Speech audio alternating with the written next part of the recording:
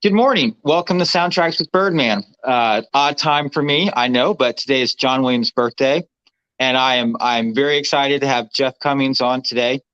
If you do not know, he produced the Baton, a John Williams musical journey podcast, over 100 episodes. He started at the very beginning of John Williams' career and went all the way through to current. So maybe we'll have some new episodes coming out in the not too distant future. He did a wonderful job. It's a lot of listening, but it's well worth your time. So check it out. How are you today, Mr. Cummings? I'm doing very well. It's great to be here to celebrate John Williams' birthday. It's something that I've been doing actively for the past probably 20 years. And every year it just gets more and more uh, humbling, I guess, to know that this person has created so much art and beauty in the world. And it just kind of makes me think, okay, what is my contribution to the world? And if I could get like even 1% of what he's done, I feel good. And, I guess with the podcast, I kind of helped to do that. So I always enjoy celebrating his life. I always enjoy talking about him. I never get tired of talking about John Williams. What inspired you to do the podcast? Because that was a monumental undertaking. Yeah, it was. I knew it was going to be monumental at the start because if I was going to go through every single episode, it meant that I would have to spend about 2 years of my life basically going through all of John Williams' scores. And so basically the beginning of this was I was just kind of watching one of his older movies. I think it might have been like The Reavers, which I know very well, and I really enjoy that movie. And I had known that John Williams had come in to replace another composer, but I didn't know who that composer was. And so I just did some research online, and just what I found fascinated me, not that just that he had replaced Lalo Schifrin, who was a great composer, but that John Williams had basically gone in to do that score at the last minute, like at the 11th hour. So the film was supposed to come out Christmas Day in 1969. And basically, he spent October and November composing the score. And then he recorded it in early December, just like 2 weeks before the movie was supposed to come out. So he had to work very, very fast. And when you think of somebody who has to work that fast under that kind of pressure, you're going to get just something average. But I mean, if you've heard the score is amazing. It's absolutely amazing. And you would think he had months and months and months to craft that.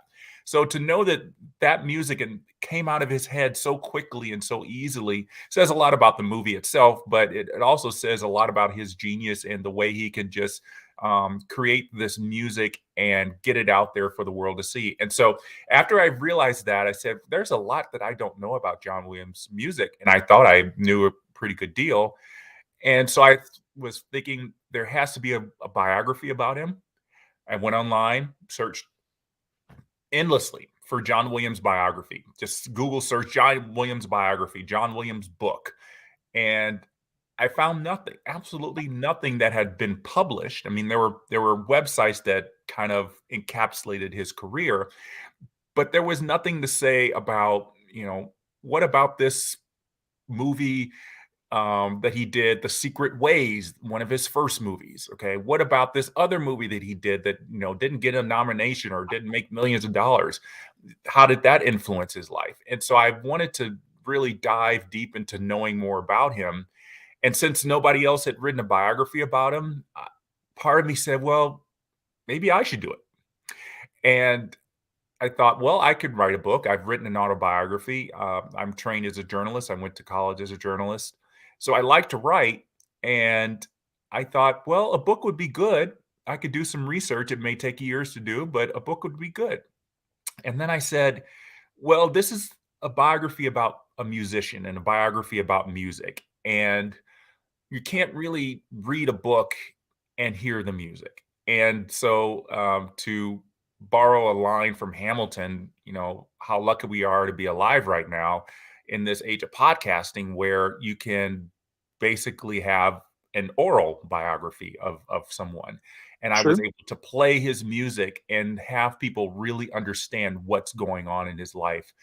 And it was so much fun, Daniel. I got to tell you, I just to be able to watch every single movie he did, from the first one he did, Daddy-O, in 1959, all the way through. And I don't know if there's anybody in the world who has ever really done that, watched every single movie that features a John Williams score. And not all of them are great. Not every No, single score is a gem, but you can listen to some of, especially his earlier ones, and you think, wow, that sounds a little bit like what he's going to do for Home Alone later, or this sounds a little bit like what he's going to do for Schindler's List. And you kind of hear those things and kind of influences about what you're going to hear later. But it just kind of, it tells you about the time period that he was working in, and his influences and the mentors he had. And it was sad to be done. It was, it was a finite pretty much end when he did his last score for feature films, which was The Rise of Skywalker. And hopefully, when he gets this next one with Steven Spielberg, I'll come back and do another one. I look forward to it. Although you didn't really do much with the TV scoring. Was that a conscious thing? Like, I'm just not interested, or? Well, I thought about it, and there are two reasons why I didn't talk much about the TV scores. One, a lot of that music wasn't available. A lot of the episodes that John Williams actually physically scored aren't available. And so I didn't want to guess and assume about some of the music that he wrote just based on like a minute or two that was available for me to hear. And it's hard to even say, you look at like the TV series Checkmate. Okay, we know he wrote the title music, but he also did write some incidental music for the TV series. But we don't know exactly what was his music and what was like Universal Library music that was just composed by somebody else and they didn't get the credit. So because I didn't have that documentation to say for certain, this 2 minutes of music in this episode is all John Williams, and so we should hear it. It just made me say, okay, I'll just take a pass on just really diving into those. And who knows? I may come back to that later if the information that I really need to be able to inform my listeners becomes more readily available. I think Lost in Space has the best collection of John Williams music out there. There's a massive box set. Yes. If you missed out on it, it's way pricey now, but I can get you copies. I actually did get a copy of it because in early stages, I said, I'll do the TV scores, and I got the box set, and I actually enjoyed listening to it because there was a lot that I didn't know. I wasn't alive when Lost in Space was on TV. So it was good for me to understand how much he, like very few film composers, he did not look down his nose at TV scores. It was another opportunity to write music, and he really relished the opportunity to do it. And you could hear some influences on his later sci-fi scores in Lost in Space, and you could kind of just hear how he was kind of working out what his voice was going to be. And so, yeah, Lost in Space is fun. I really enjoyed having that. I grew up on that every Sunday morning. It came on Channel 31 here. It was Lost in Space and Voyage to the Bottom of the Sea every Sunday morning. Yeah, so that would be fun to be watching that every week. Yeah. But Goldsmith was pretty good about doing TV as well. He did a lot of it, and I think this is, somebody asked me if I wanted to tackle Jerry Goldsmith's career, and the thing about Jerry Goldsmith is, somebody asked him to do something, he never said no. He never said, well, I don't have time, or I don't want to do it. He just, if somebody offered it, he said yes. I mean, he wrote like 300 film scores, and I think for like 200, he wrote like so much TV music too, that it's, and I know there's a podcast about it. It's called the Goldsmith Odyssey, and it's, they are really tackling like episode by episode of some of his TV work, and that's a lot of work, and I really applaud them for doing it. But they're really just they're just two of a few composers who said I enjoy doing TV music. Every film composer just, they said it's not, TV wasn't going to last, it doesn't give you the great opportunity to write film music because you had to, you only got 15 minutes at a time and then a commercial and then another 15 minutes or so. And so they just felt like they were more limited. But John Williams never did that. I know I've heard him talk before. He wanted to be a concert pianist, and he said, but I didn't feel like I was that good, relatively speaking, I'm sure. But he said he felt he was talented with arranging music, and he just kind of got hooked into that and took off. Because he said, I was married, I had kids, I needed a job that paid money. But I guess if he had had his first choice, he would have just been a concert pianist, and we probably would not know who he is today. Right. As soon as he got out of Juilliard, one of the things he wanted to do was just play piano the rest of his life. He wanted to play piano in the jazz clubs to make a living in New York, and the jobs weren't really what he thought it would be. And so he moved back to Los Angeles, where he had kind of spent his teen years. And he thought, okay, I'll be a concert pianist. I'll be a session pianist for Hollywood film scores. And that's where he met his mentors. Max Steiner was a big influence on him. And I know that John Williams had kind of worked on some of Max Steiner's scores. He played piano. He even helped do some arranging. And when Henry Mancini was really big in the late 50s, early 60s, he was a big influence for John Williams and a big mentor for how to compose music that was popular, but not, which could still appeal to those classical musicians that really enjoyed the orchestral feel of writing film music. And yeah, if he had just stuck with being a session pianist, he would just, what would music be like in the 21st and in the 20th, late 20th and 21st century? What would movies be like without John Williams? I was thinking about that the other night. Someone was talking about Star Wars, and well, George Lucas, he didn't want an original score. He wanted to use classical music tracks. I wonder if Star Wars would have been as successful if George Lucas had gone that route. Well, this is the argument that a lot of even John Williams fans have, is that Star Wars sounds a lot like classical music. And this is what a lot of film composers have to deal with, is directors know what kind of music they want. And so they'll play the film for the composer with a temp track. And so for Star Wars, I know that he had whole Mars Suite playing for a lot of it. And I'm sure George Lucas turned to John Williams and said, I'd like to have a little bit of that flavor in my music, in my score. And, the opening scene where the big starship like flies over, everybody's like was wowed by it. I mean, it has influences from Holtz, and, it's undeniable, but, you can't say that John Williams just lifted it, because he kind of did a variation on it. And, many of the Eric Wolfgang Korngold is influenced in Star Wars. So, George Lucas probably had some Korngold playing in Star Wars. And so he said, let's have a little Korngold in it. But it's still inherently John Williams. And I still believe to this day, it's kind of like, think about 2001: A Space Odyssey.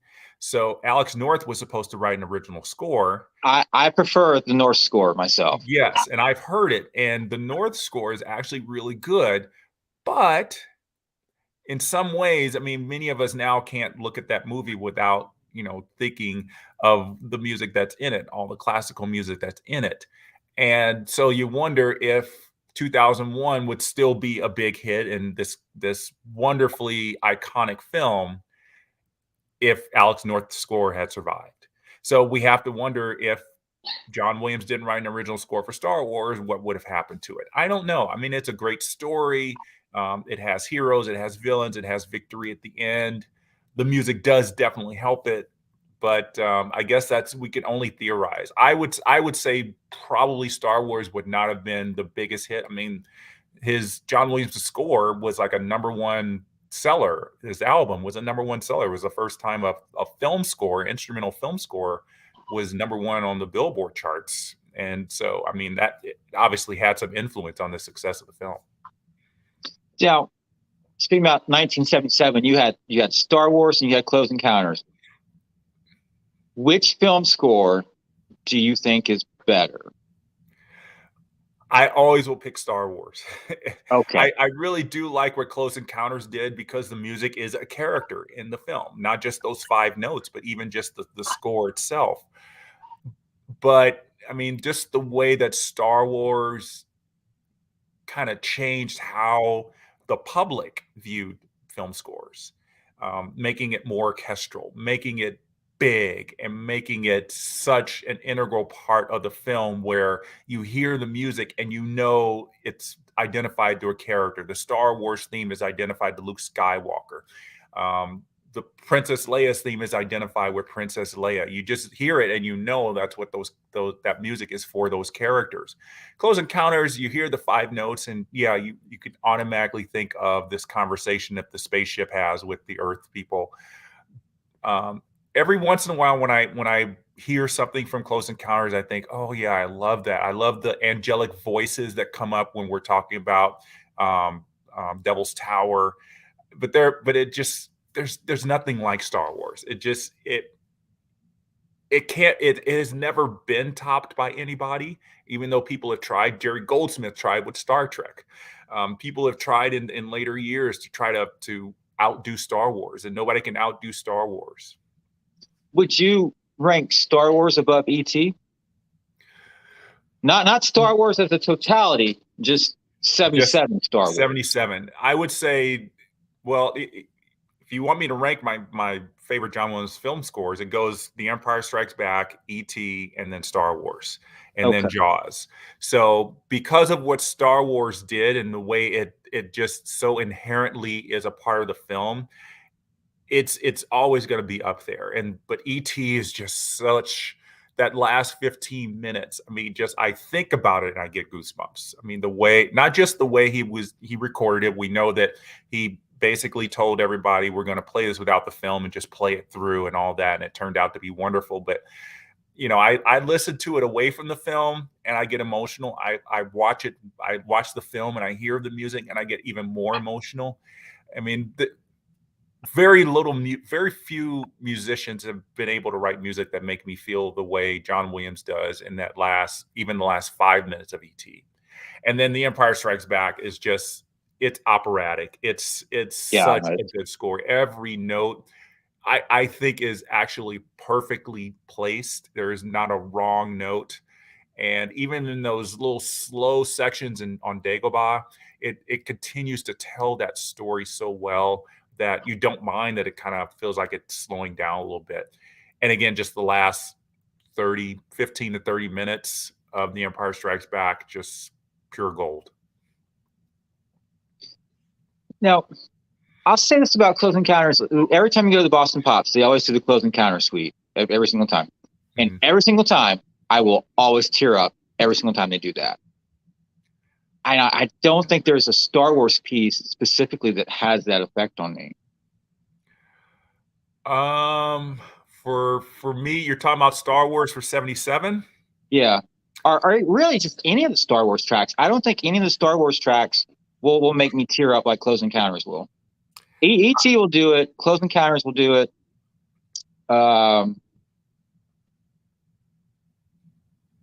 It's probably the two that are guaranteed to, if you want to see a grown man cry, you play either of those. It's going to happen. Well, if we're going to go with the whole Star Wars series, it would be the final duel between Luke and Vader in Return of the Jedi. Just the way the voices come in, the way that, and I talk about this in the episode of my podcast where I talk about Return of the Jedi. I strongly believe that what John Williams did with the music as that final duel is going, where Luke finally, he's in hiding and then Luke tempts him and he comes out and they really start to fight. I think there's a part of Luke's theme in there that's kind of jumbled up. And then there's Vader's theme that's not so jumbled up, and just the voices going through. It's kind of the Emperor in the background. I mean, it gives me such, it makes me appreciate the music in its own right.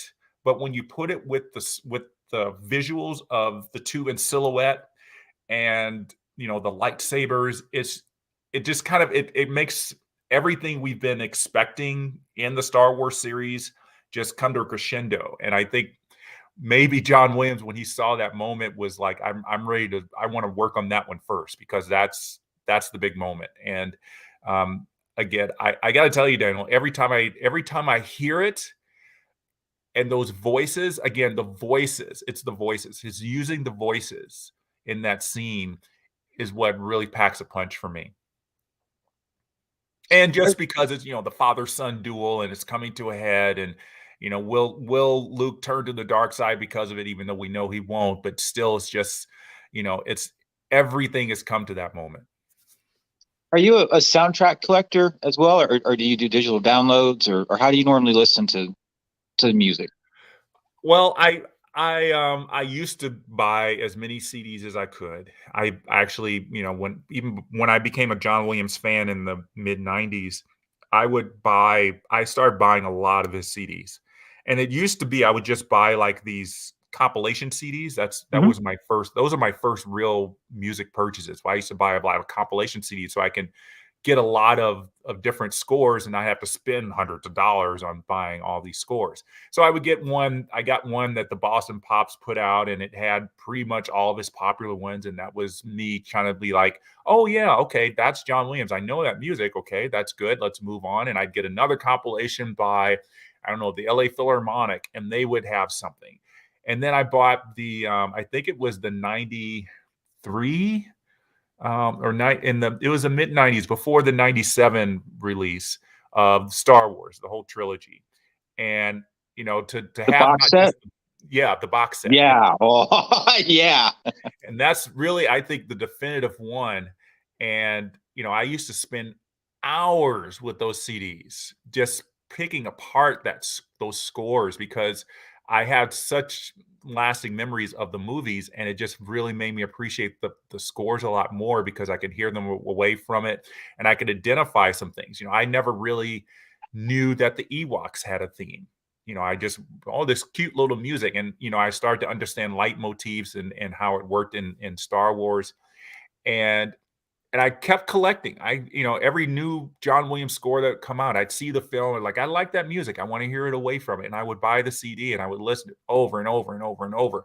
And even when, iTunes became popular and, people would download music, I'd wanted the CDs because they had the booklets. And Yeah. I want to read the booklets because they had a lot of history about it. They would have quotes from John Williams. And they would have, even just little tidbits of history that, just made me appreciate the guy even more. Even when I was doing the podcast, I guess because it was cheaper, I would do digital downloads. But some of those downloads did come with booklets and little information. So that really helped me. I really enjoy having, I'm not a completist. It's not that I needed to have every single John Williams score, but I really enjoy having some of those early ones where I can go back to and just say, like Fitzwillie, that really surprised me. It was one of my favorite early scores of his. And, I have that album download, and I can just, if I feel like, a little smile, I just go back and listen to it. But I know a lot of people, John Williams fans, are just completists. They want to have every single release that comes out, even if it's, Yep. The third time that it's come out, they want to have that third release. Yeah. I've never, if it's still the same music, it's not like it's going to change. They didn't, if they found an extra minute, I'm not going to shell out all this money just for that extra minute. Oh, I will. I think I have like 4 or 5 copies of The Fury. Oh yeah. See, Yeah. I mean, I have my issues with that score as it is, and so I just have the one copy, and that's enough for me. But yeah, I remember the latest one that came out. People were like, "Oh, you should get it. It sounds so much better, and you could hear all these alternate tracks." And like, well, I wasn't enamored with the score before. I don't know if the alternate tracks are going to make me change my mind. So I guess because I've done this podcast, I've heard the music and I can pick out what I want. I think just a lot of people just, it's great to be a fan, to have all that music, but I'm not going to listen to it all again. I don't want to collect it all and just, either be sitting on my hard drive or be sitting on a shelf if I'm never going to listen to it. I want to collect the ones that I know I'll listen to over and over and over. And of course, those are the popular ones, but even those tiny ones that, people don't know about or think it's just another score. Those are the ones I know I'm going to listen to. I know I will buy them. Do you have the Cowboys?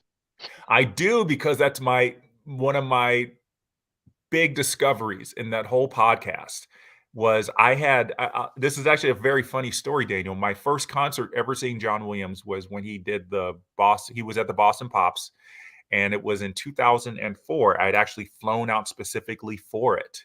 And the first piece in the program was the Cowboy Suite.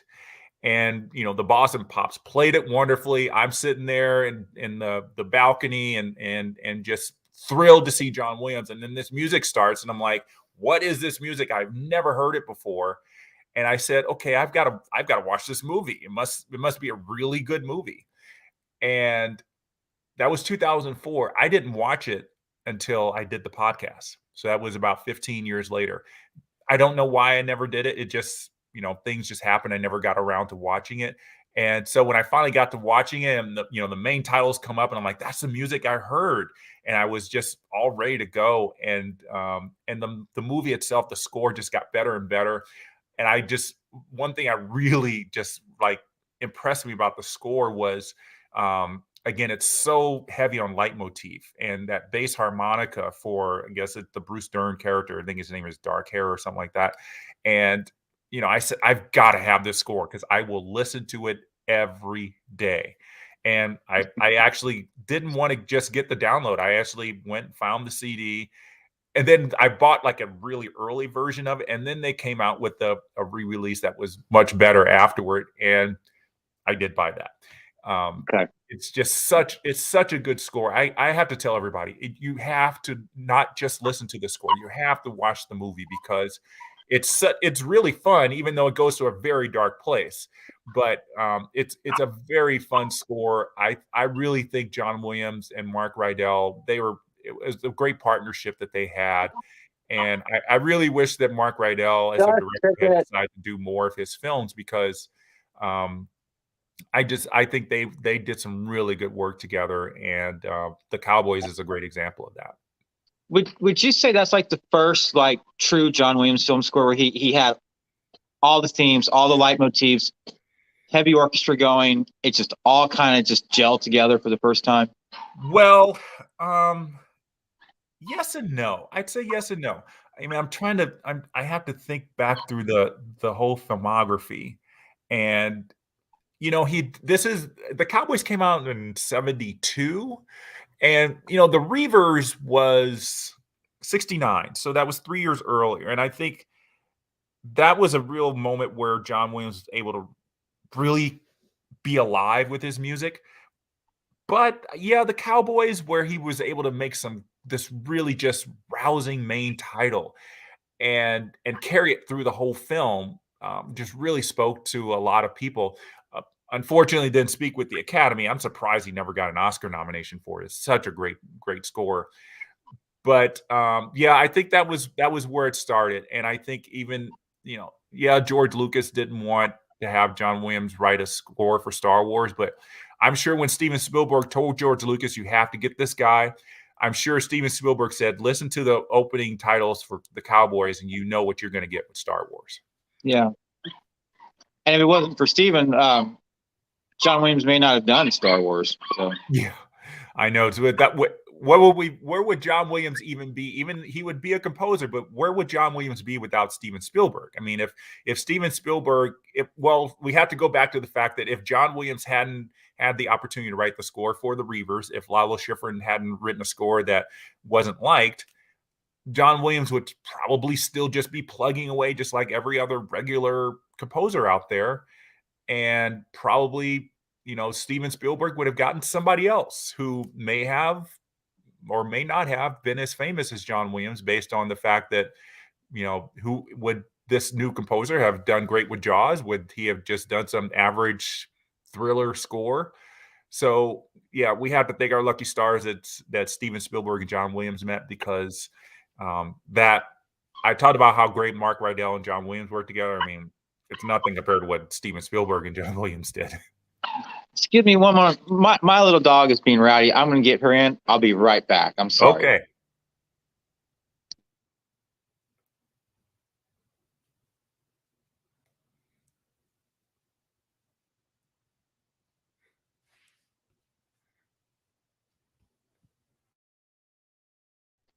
Sorry, she's outside being Miss Bossy Pants, the other one. So, do you miss doing the podcast? I mean, I'm sure you got more free time now that you're not doing it. I do miss doing the podcast. I miss the research and finding some things that really excited me that I never knew before. And that's what made me happy to do the podcast, because I'd find some tidbit about a score, maybe even something from Star Wars that nobody knew. And when I found it, I wanted to, what made me excited was, oh, I never knew that, was I can't wait to share that with my listeners. And because they may not have known it, and whether they knew it or not, there would be some people out there who didn't know it. And so I had so much fun doing that. And I'll tell you this, Daniel, you're one of the few people that knows this. I'm actually in the very early stages of another podcast. Very, very early stages. I'm in the very early research phase of it. It has to do with film music. I'm only going to say that much. But I'm having so much fun, like finding out these tidbits of information that probably a lot of people don't know. And I'm excited when I'm going to be able to share that. It's probably, if I get this research done, it'll probably come out in 2023. So about 10 months from now. Cool. And it's going to be a blast. I do miss doing podcasts. I don't miss the editing part. That's tricky. It's hard. It's very time consuming, and it's very precise. You have to get it just right. If you don't play the music just well enough, or you don't have the volume right, then it's not as enjoyable for the listeners. And so I want to, it takes a lot of time to make sure that's just right. But I love the research. I love writing the script. I love recording it, because I'm talking to a crowd. And like I said, the editing was just so tough. But this podcast I'm working on, that it will happen. It's just I've got to get a lot of research done before I can actually make an announcement. It's going to happen, an official announcement. But you heard it here first. I'm excited. I'm pumped. I'll be there. Yeah, it's gonna be a lot of fun. It's probably a little. It's not as broad as the music of John Williams, and it may not be as universally watched or listened to, but that's okay. I hope that my audience for my podcast will come to this one, and I think they'll have an appreciation for it. It's very historical. It has a similar vein in what I did with John Williams. I'm going through history, and like I said, it's just been so much fun. I mean, there's a lot of things I didn't know when I was doing this research that I can't wait to share. What are your best go-to sources for research? Well, I mean, Wikipedia is somewhat reliable. I mean, if I see something on Wikipedia, I usually, hopefully they have a source, and then I'll go to the source to make sure that the source is right. I mean, this is journalism 101. I mean, that's what I was taught in journalism school is, don't trust just one source. So if I see something, I usually try to verify it with another source. And so Wikipedia is very good. If I'm talking about, let's say if I'm writing about something that John Williams did in 1970, usually I'll try to find, if I have that film score, usually if it's released, I'll look at the booklet. And so that's another source. So I usually try to have two sources that will agree. And if they don't agree, then, I'll just write in the script that there are conflicting reports about what happens. And then, the listeners can decide. So I kind of always fall back on Wikipedia. It's actually my first place to look at something. Sometimes it's not very complete, but it's a good place to start. Speaking about conflicting sources, Superman 2, what happened there? I don't think we're ever going to know, Daniel. I think a lot of people are saying Richard Donner and John Williams had a falling out. They're saying that, Richard Donner had a falling out with the Salkins, who were the executive producer, and the Salkins, fired Richard Donner, and John Williams said, well, if Richard Donner's not doing it, I'm leaving. And then John Williams said, well, I guess I think he signed a contract to do the sequel, so he had to stay, even though Richard Donner left. But he was like, well, I'll just do the basics. I'm not going to write anything really exciting. I don't know. I've read so many things. I think the one thing that I did see, where I did see it from two sources, is that when Richard Donner was fired, which is, halfway through filming, I know they filmed Superman and Superman 2 almost at the same time, but when they finished basically Superman, and I think they did like a third of Superman 2 with Richard Donner. When Richard Donner left, he wanted to take everybody with him. He even wanted to take Christopher Reeve with him. He said, Christopher, don't do this movie. I won't do this movie without Christopher Reeve. And Christopher Reeve won't do this movie without me. And what I understand is that Christopher Reeve actually stood up for Richard Donner.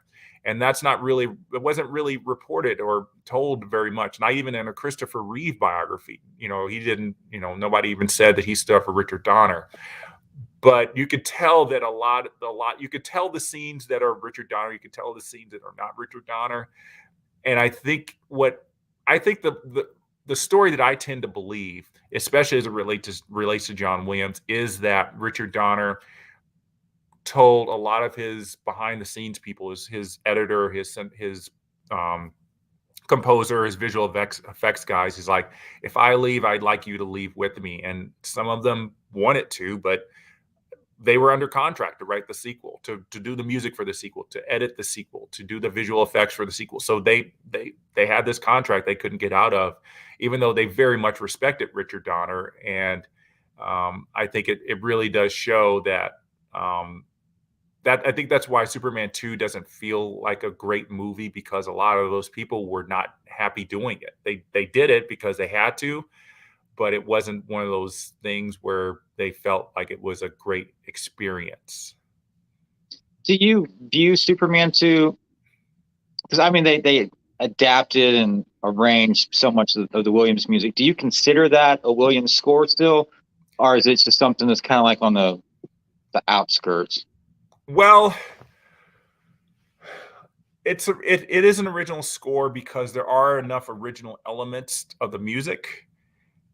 Yes, they took a lot. They just took a lot from Superman, but there are some original elements. Again, he wrote some of this score, while he was writing the Superman score. So, I think he, was trying to work out some music for the villains in the movie.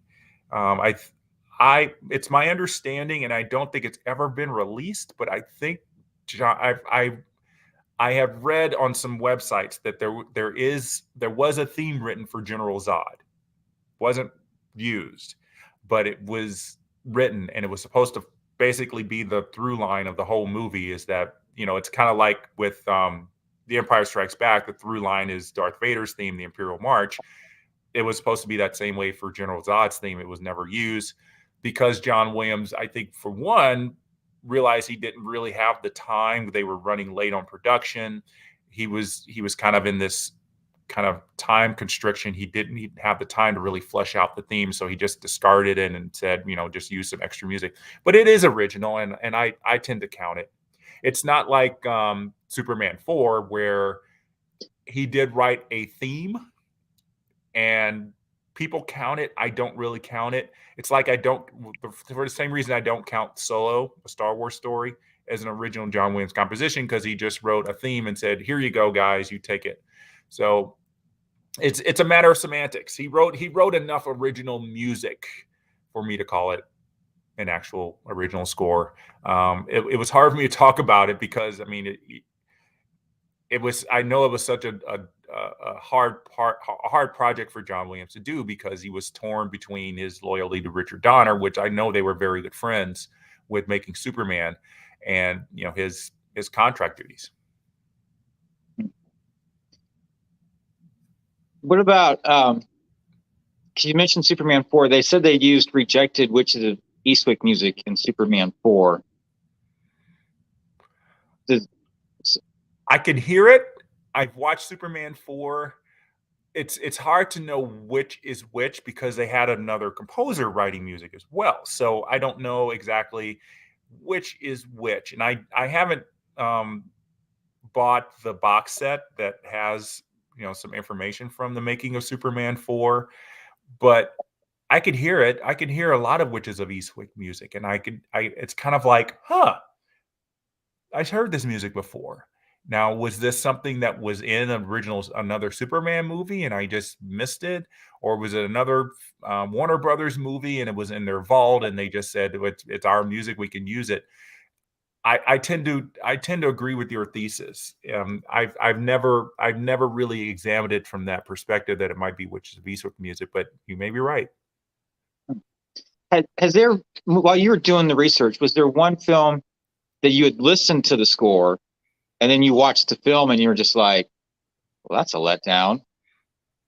Because I was like that with Close Encounters. I listened to Close Encounters for years on cassette tape. And then I bought the VHS and I watched it one day and I'm like, okay. Because whatever I had envisioned or felt in my soul from listening to the music, it just wasn't there on screen. Right. Well, I'm the type of person, I never listen to a new John Williams score on digital download or CD or whatever until after I've seen the movie.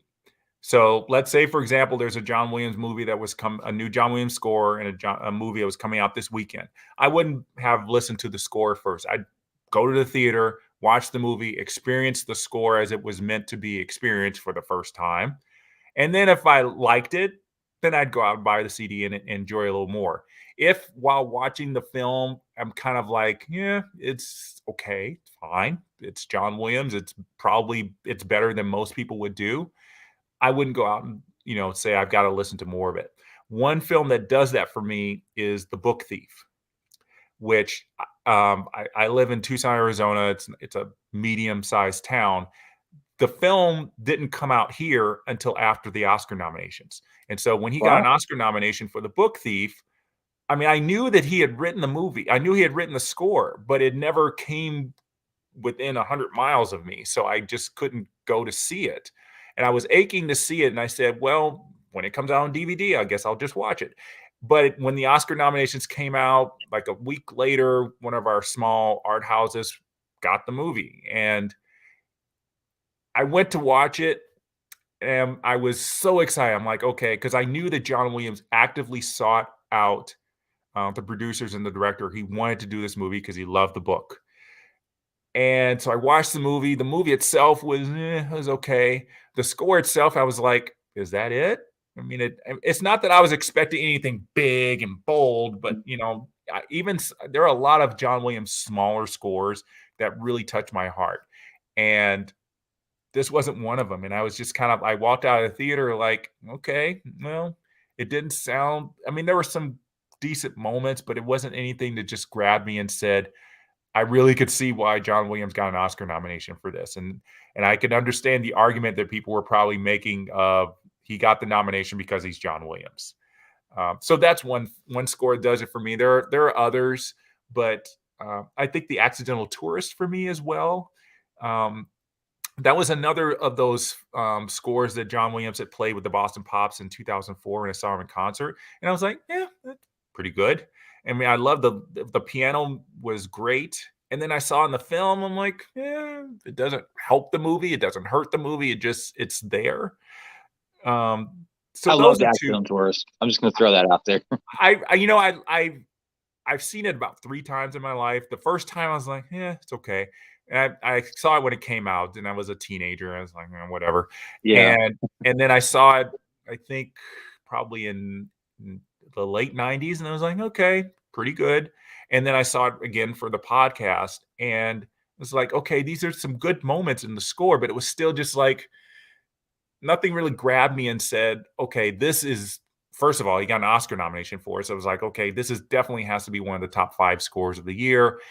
But even for me, it was like, it's not even I don't even think I'd put it in a top 20 for John Williams. And so, but I know there are a lot of people who adore the score and really adore the movie. And that's what art is. I mean, it's very subjective. One person's art is another person's just, yeah, it's okay. Is there a score that you listen to at one point and you're like, it's okay, but then later you came back to it and you're like, yeah, I'm digging this a lot more now? Because I've had that happen.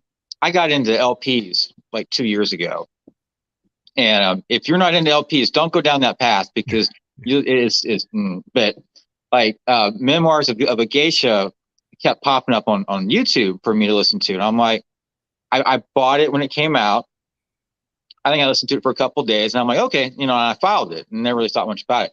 And then I'm like, okay, yeah. And then I got it on LP, and I'm like, I'm really digging this a lot more now. And then like a couple months ago, like Eric Woods threw up on Facebook 7 years in Tibet, and I'm like, I got it when it came out. I listened to it, and I filed it away, and I hadn't thought about it since then. And I went back to it, and I'm like, yeah. Like for whatever reasons, I don't know if my taste has changed or it just wasn't the right time in my life, but there are those scores I just come back to for random reasons. I'm just like, I just fall in love just hard. Do you have any experiences like that? Well, I'm glad you gave me some time to think about it, because I'm like, well, there has to be some. And I remember when I watched The Patriot, because it was, I knew this was, it was announced big. John Williams is doing this score. And so I was excited for it. I said, I'm going to watch it opening weekend. Mel Gibson, okay, this is going to be fine. And of course, I walked away from the movie thinking this is just Braveheart and the American Revolution. And so I'm like, okay, that's all I kept thinking through the whole movie. And I couldn't really concentrate it much on the score. But the score itself, I was like, okay, there are some good moments. I remember, that haunting trumpet solo that goes through the score every once in a while was really good. But nothing really stood out to me when I watched the film, and I was like, okay, that's fine. It was a good score, and I'm glad John Williams did it. Again, I believe he was a substitute, because I think the original composer, and the name David escapes me. Arnold. Yeah, I think Yeah. David Arnold was supposed to do it, and then who did Independence Day, and actually, coincidentally, Independence Day sounds very much like David Arnold trying to do Star Wars. But, it was very interesting that David Arnold didn't get that credit for The Patriot. John Williams came in to do it. And I was like, okay, that's fine. And then he got the Oscar nomination, and I said, maybe I should take another listen to it. And it happened that I was going through a CD store, and it was in the clearance bin, as some scores are. And so I said, well, it's, fine. If it's $4, I'll buy it. If I don't like it, it's $4. And I think maybe just listening to it on CD made me appreciate it even more, because I could hear the themes, and they were really, really good. And I think what really stood out for me was the dichotomy of the gentle love themes and the music for the home scenes. And then when things really pick up, the brass really picks up, and it's just really great brass performances. And the music for like the militia is just really good. It's not actiony, but it's driving. And I don't know why, but hearing it on CD just made me appreciate it more. I went out to go rent the DVD again. I still think it's Braveheart and the American Revolution, but I appreciate the score so much more in it. And yeah, that was I mean, I have it on a regular rotation now. And whenever I hear something like it, I think the track is Remembering the Wilderness, and that haunting, it's a haunting trumpet solo. I mean, it's just, it even sounds like it's echoing, like it's way in the background. And it's just, I mean, it gives me chills. And when I did the podcast, I was like, that's probably Tim Morrison, who's John Yeah. Williams' go-to trumpet player. But it wasn't Tim Morrison. It was just some Really? session trumpet player. He just recorded in Los Angeles, and the principal trumpet player, I can't remember the name, just that was him. It wasn't especially Tim Morrison. So I was kind of shocked, but it's not like Tim Morrison is the only good trumpet player out there. So I really enjoy that score now, and and it's many scores that I love. I can go back and feel the scene that it's written for. And sometimes I do that for The Patriot, but sometimes I try to forget that, again, it's Braveheart and the American Revolution, because I guess I just wasn't really enamored with Mel Gibson's performance. But it's still just one of those, I could see why he got nominated for an Oscar, because I think it really lifts the movie and makes the movie better. And that is the hold music when you call the Boston Pops. Yes. Yeah. But I want to say about Memoirs of a Geisha, I fell in love with that music from the first minute, the first scene. That theme came up. The main Suri's theme? Yeah, Sari's theme. When it started playing in the film, I was like, yes, let's go. I'm with you, John Williams. This is going to be her theme. I'm with you. And then it was like, the scene for just her young Sari going to school, just running to school, so fun. Where she's tricked into putting paint on the silk brush of Michelle Yeoh's dress, so fun. And I mean, there are so many great moments in there. You're just like, yeah, John Williams, maybe a Japanese composer could have done really good with this, but John Williams did fantastic with it. This was a score that really lifted the movie, because I really was like, okay, when is this movie going to be over? But at the same time, I was like, I don't want it to be over, because I want to hear more John Williams music. And it was literally the moment I left the theater, I went right to the CD store to go find that CD, because I wanted to listen to it over and over. And that is heavy rotation. I never get tired of that one. I haven't seen the film. Do I need to watch the film? Well, I always tell people, if you love the score, you should see it how it plays with the film. It really does enhance the film in many ways. And so if you're let's say the track Going to School, you don't know what that music was written for. And so if you watch the scene, it actually is kind of fun. If the Becoming a Geisha track, self-explanatory, she becomes a geisha, but the editing of that and the way the music drives that sequence, that it's a montage, and the way it drives that montage forward, it really does help you understand the composition better and the purpose of the composition. So yeah, you should watch it. It's not a great film, but again, the score really does elevate it. Yeah, I really do love the score. Not so much when it first came out. Like Munich was kind of that way too. I enjoy Munich more now than I did when it first came out. Well, that was another score I loved from the very first second. The female vocal, it was great. It was becoming a cliche in the film, in music, film scores, to have a female vocal, especially for like a European setting, but it really worked. The scene where Eric Bana is having sex with his wife and he's thinking about Munich, tacky, but the music really helps. It kind of takes your mind off. Okay, what am I seeing? That doesn't seem right. But the music, you can close your eyes. It's kind of what I wanted to do in theater when I saw it. I was like, this doesn't seem to work, but the music is really helping. And Munich, instantly, I loved it. I actually thought, if those were two of, because he had taken some time off from writing music, and he came back with a flourish with Memoirs of a Geisha and Munich in the same year. And I think if they had been released in different years, one or both of them might have won the Oscar, because they were just fantastic scores. Again, that really elevated the films. I really thought he was going to win for Munich that year. I thought it was going to be Memoirs of a Geisha, and the way that the evening was going, if you've watched the Academy Awards for that year, Memoirs of a Geisha was winning all these Oscars. They won for costume design, for production design, and it won for cinematography. So I was thinking, okay, Memoirs of a Geisha has won everything it's been nominated for. There's only one more left. It's score. And so I was thinking, this is going to be great. This is going to be it. John Williams' 6th Oscar, and then he didn't and win. then it's not. I was so dejected, because as much as I love Brokeback Mountain, this was a score I was like, what? Come on. And so it just kind of just deflated me. It was like, did voters must have known that John Williams wrote one or both of those scores, because they're like, well, it's John Williams again, we're not going to give it to him.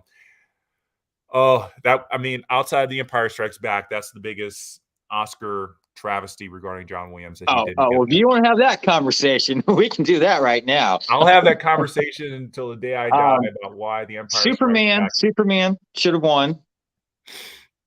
I'm in love with the Midnight Express score. I'm okay with that. Raiders of the Lost Ark. Chariots of Fire.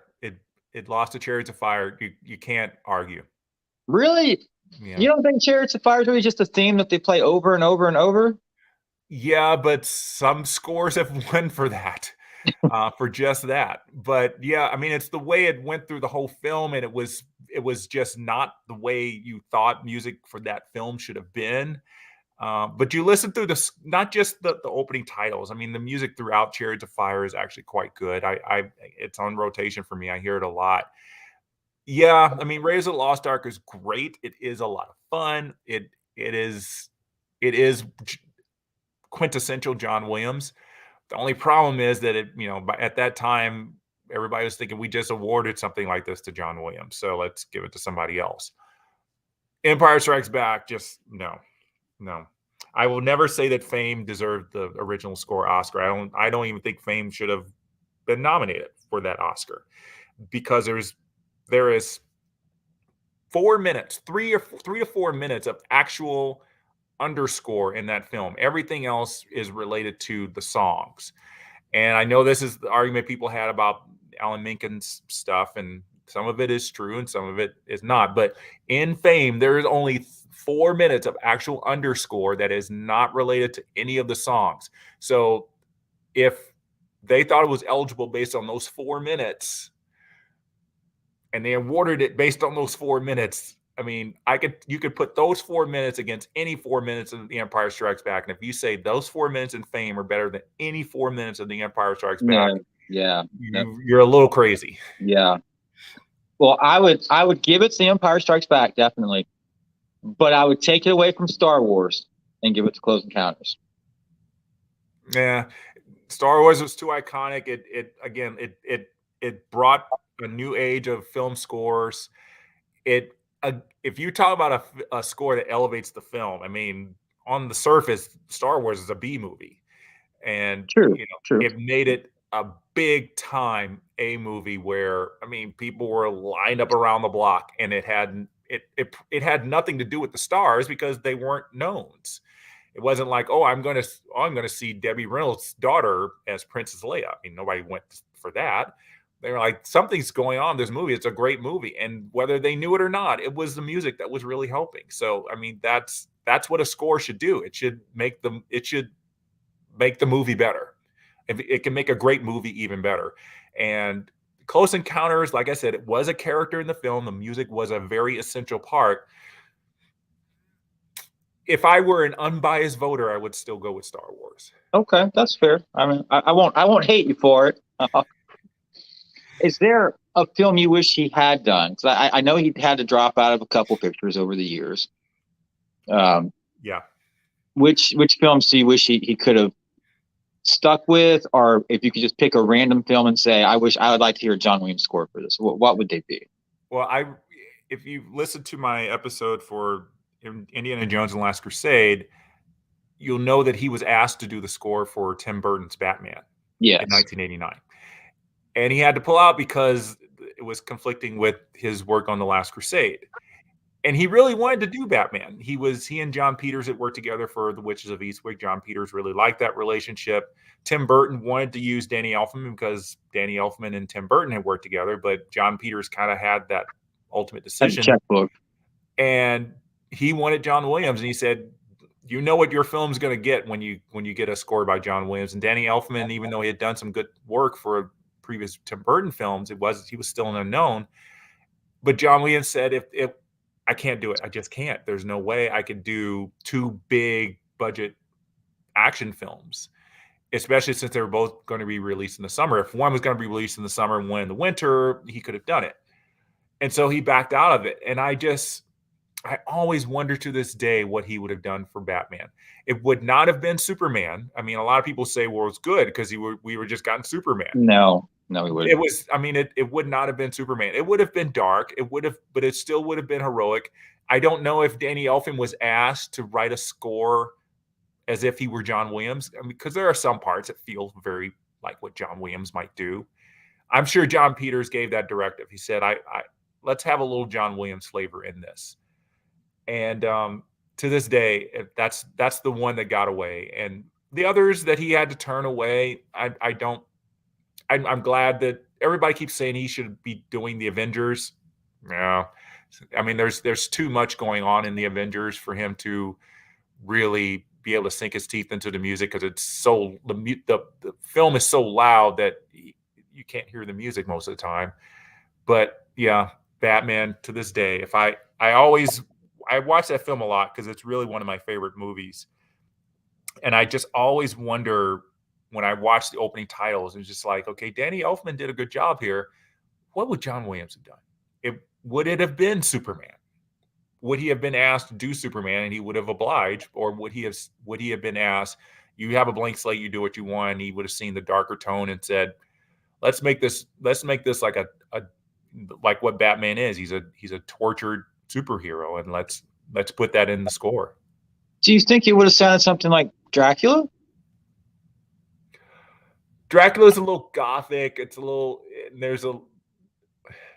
got a little bit of horror in it, and Batman's not a horror movie. It's essentially a big superhero movie.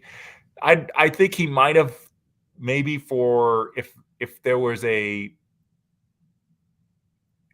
well, I don't know, if there was I think he would have written a love theme for Bruce Wayne and Vicky Vale. It might have leaned toward the love theme from Dracula.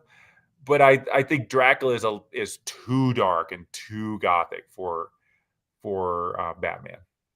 Okay, I was thinking like, Dracula's got like that sweep to it, the romanticism, and I think maybe the way Tim Burton came out with Batman doesn't have that element of romanticism. It's kind of what Star Wars had, but I think his Batman's was a little more straightforward in the way it was being presented.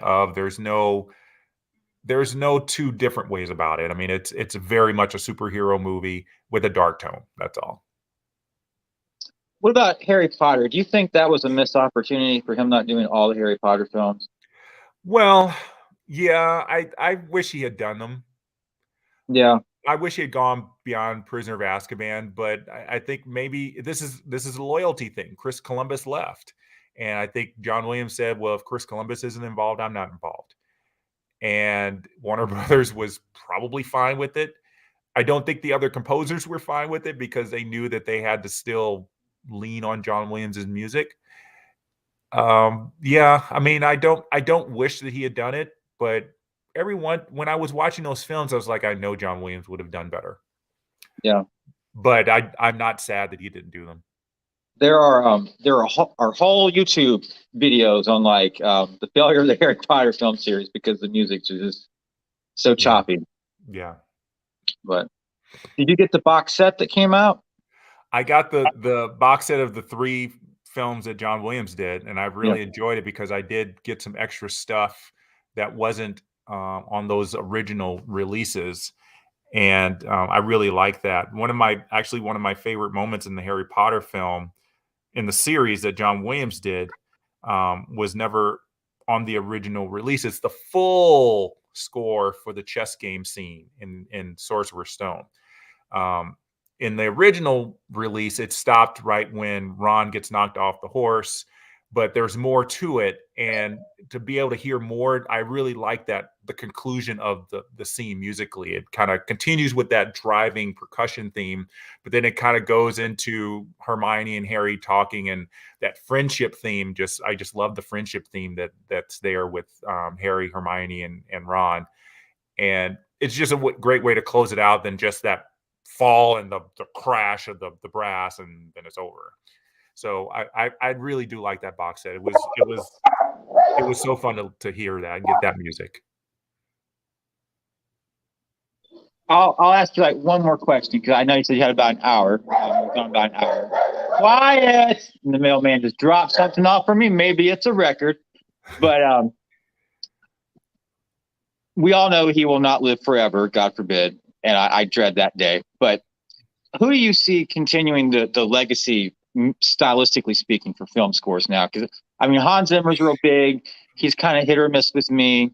Yeah. I think Michael Giacchino is pretty good.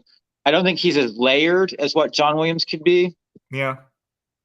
James Horner has left us. Jerry Goldsmith has left us. James Newton Howard's kind of, some things are good, some things aren't.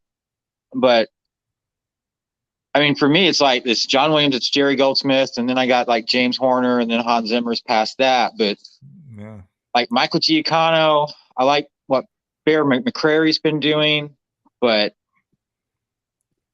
the level of orchestration that John Williams has done and produced consistently. Yeah, I think Alexander Desplat is kind of in that realm. He's been working toward that in the vein of a lot of the scores he has done have been very good, and they've been very uniquely him. He's had this great relationship with Wes Anderson, where pretty much every Wes Anderson score that he's done has been nominated for an Oscar. So that's a great relationship that I hope will continue, because it really does work out very well for him. Did you listen to the French Dispatch? Yeah, the French Dispatch. It's quirky as every Desplat score is for a Wes Anderson film, but it has that, it has French flavor to it at times. It has that very darkly comic music that helps you understand that don't take this seriously, but take it seriously too. And I always have fun listening to his music, even the ones he doesn't do for Wes Anderson. He just really has a great voice with his music, and I hope it continues. And I just wonder if he started to become like Jerry Goldsmith, where he started to just take project after project after project, and he's always so busy. If he maybe can step away and find that one great project that can even make him a little bit better. But he's the only composer right now who I will jump to and be like, oh, he's got a score coming out. Okay, I'll go check out that movie. I kind of feel that way about him. I thought after I made it a point to get every John Williams film score on CD that's been put out, and I did that, and I'm like, well, who am I going to do now? And I thought, well, Jerry Goldsmith, and I'm like, oh, he's got too many. Yeah, way too and many. I thought Alexander Desplat, and I'm like, oh, wow, he's got a lot too, because he's done a lot in Europe that's not even over here. And just in the past 15, 20 years, he's done almost, I think he's averaging like 2 scores a year, and that's a lot. It's a lot. It's a very heavy output. And again, like I said, it can overwhelm you, and it becomes like, oh my gosh, he has 3 scores coming out this year, which I think he had for 2021. And it's like, which one do we honor? And or he had 2 films nominated one year, and luckily he still won one. But it's like, it can be overkill, and he could start to become like, oh my gosh, we're nominating another Alexander Desplat score again, because I think he's right in that late 1960s John Williams era for him, where he's writing some good music, and he just needs that Jaws, the right project. Yeah, that kind of project to be like, okay, he's made it, he's big, and we shouldn't underestimate him. Well, I appreciate you coming on today, and tell everyone where they can find your show. Well, the Baton, a John Williams musical journey, it's wherever you get your podcasts. You can find it on Podbean. That's where it lives, but it's on Apple Podcasts. It's on Spotify. It's everywhere. And yeah, it's more than 100 episodes. So if you haven't listened, just start at episode 1. It's like reading a biography. You don't want to start in the middle of the book. You want to start at the beginning and just bend your way through. You won't regret it. Yeah, Art, if you don't want to commit to 100 episodes, pick your favorite films and start there, because I guarantee you'll end up listening to everything. Yeah, a lot of people have told me they've done that. Yeah. And what have you been listening to today, since it's his 90th birthday? Well, I have a John Williams film festival that I always do. I always watch Fiddler. I watch his Oscar films. I watch Fiddler on the Roof, Jaws, Star Wars, E.T., Schindler's List. And then I watch Empire Strikes Back always. And then I usually close it out. I usually watch Return of the Jedi as well, just for that original trilogy feel. So last night I watched Fiddler on the Roof. I may watch Jaws today. And I usually have to kind of set aside some time for ET where, I need some time after the movie, like 15 minutes to collect myself because it's just so emotional. And usually that's that's usually a weekend film where I could, I'll have some time afterward to kind of collect myself, think about it, appreciate it even more. But this weekend, I probably won't have time to do it because our local symphony here is playing The Empire Strikes Back. What? With the film. I am extremely excited about it. They had to postpone it last year, and so I'm glad they're doing it this year. I'm so excited. I know one of the violinists. She says it's a lot of practice for her because there's a lot of string music, and she feels like she's going to be worn out by the end, but she's excited. I can't tell you, this is going to be great. It's going to be a lot of fun on Saturday afternoon. Well, I envy you, but the Boston Pops are doing it this spring, summer. I will be there for as many of those as I can. Yeah. But I'm doing ET tomorrow night on my show. We're doing a rewatch of ET. So if you're available, put us on. And the replay is always there forever afterwards. I won't be able to be on screen because I'll be crying buckets the last. I understand. I understand.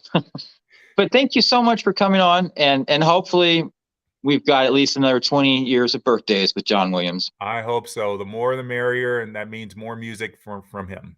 Yeah, and news broke today. He's doing 2 shows in Vienna next month. Yeah. I looked for an airline ticket, and I was like, $800 for about a 20-hour flight. I'm like, I'm probably not going to do that. Yeah, they've been coming out with the CDs and the DVDs of them, and I did that with his first Vienna concert, and it was gorgeous. So that may be the best way we most of us here in the States can get to watch. Yeah, anything stateside, I make every effort to go, but traveling overseas is a little dicey and gets a little bit more expensive.